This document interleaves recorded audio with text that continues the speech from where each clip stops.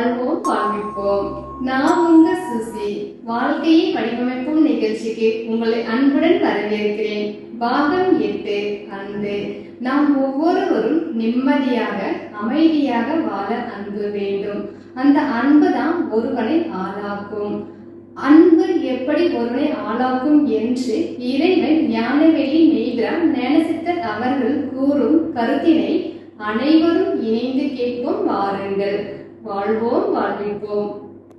வாழ்வோம் வாழ்விப்போம்.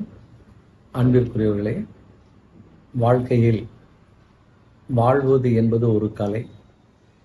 வாழ்க்கையை எப்படி நாம் நடத்தி செல்கிறோம் என்பது ஒரு கலை.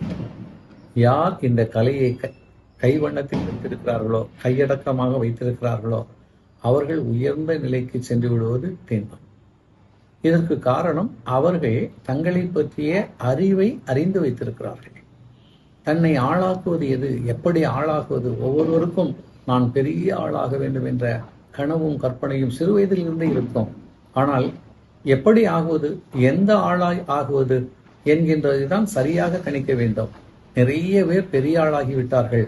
ஆனால் சமூகத்திற்கு அவர்கள் என்ன செய்தார்கள் என்று பார்க்கின்ற பொழுது பகை, போட்டி, போராட்டம், துரோகம் இவைகளெல்லாம் அவர்களிடமிருந்து விளைந்திருக்கிறது. அப்பாவி மக்களை, சாதாரண மக்களை தங்கள் அதிகாரத்திற்காகவும் தங்கள் ஆசைக்காகவும் அடக்கி ஆண்டிருக்கிறார்கள். இதெல்லாம் மாற வேண்டும் என்றால் வாழ்கின்ற பொழுது இளம் வயதிலேயே நாம் ஆளாக வேண்டும், பெரிய ஆளாக வேண்டும் என்று நினைப்பது தப்பில்லை.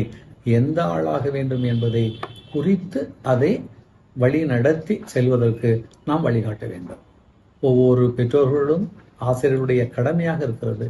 பெரிய ஆளாக என்று சொல்வதை நிறுத்திவிட்டு அன்பு உடையவர்களாக மாறுங்கள், பண்பு உடையவர்களாக மாறுங்கள். பண்பு நிறைந்திருந்தால்தான் அவனுடைய வாழ்க்கையும் அவனை சார்ந்தவர்கள் வாழ்க்கையும் நன்றாகவும் சந்தோஷமாகவும் இருக்கும். பண்பை இழந்தவனுடைய வாழ்க்கை அவன் கெடுவதல்ல, நெருப்பு மாதிரி பக்கத்தில் இருப்பவர்களையும் எரித்து அழித்து விடும். எனவே அன்பை ஒருவன் வளர்க்க வேண்டும். அன்புதான் அவனை வளர்க்கும். அன்பு இல்லை என்றால் அவன் தன்னை அழித்து கொண்டு மற்றவர்களையும் அழித்து விடுவான். எனவே அன்பை வளர்க்கின்ற வழிமுறைகள், மகான்களுடைய உபதேசங்கள், வாழ்ந்தவருடைய பாடங்கள், நல்ல கதைகளையெல்லாம், உண்மை கதைகளெல்லாம் கேட்டு அதன் பிரகாரம் நாம் நம்மளை வடிவமைத்துக் கொள்ள வேண்டும். அன்புதான் நம்மளை ஆளாக்கும். அகங்காரம் என்று அதற்கு போட்டி இருக்கிறது. அன்புக்கு எதிரே அகங்காரம். நான் தான், என்னால் தான் முடியும், நான் யார் என்கின்ற ஒரு ஆணவம் தலைக்கணம் வருகின்ற பொழுது அன்பு மறைந்து விடுகிறது. யாருக்கும் இந்த ஆணவமும் தலைக்கணமும் வரக்கூடாது. தயவு செய்து நன்றாக யோசித்து உங்கள் வாழ்வை வடிவமைத்துக் கொள்ளுங்கள். எந்த காலத்திலும் அகங்காரத்திற்கும் ஆணவத்திற்கும் பலியாகி விடாதீர்கள். ஏனென்றால் ஒருவனுக்கு தலைக்கணம் வந்துவிட்டால் எந்த மருந்தாலும் தீர்க்க முடியாது.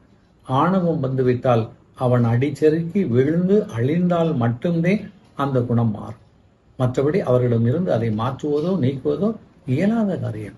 எனவே அகங்காரத்திற்கு ஆணவத்திற்கு பலியாகி விடாமல் ஆரம்பத்திலேயே மனதை அன்புமயமாக மாற்றுவது மிகச் சிறப்பு. எனவே அன்பு உங்களை ஆளாக்கும். அகங்காரத்திற்கு சென்று விட்டீர்கள் என்றால் வாழ்க்கை பாழாகிவிடும் என்பதை கவனத்தில் வைத்து வாழுங்கள். அன்புடையவர்கள் ஆகுங்கள். நீங்களும் வாழ்ந்து மற்றவர்களையும் வாழ வையுங்கள். வாழ்வோம் வாழ்வோம்.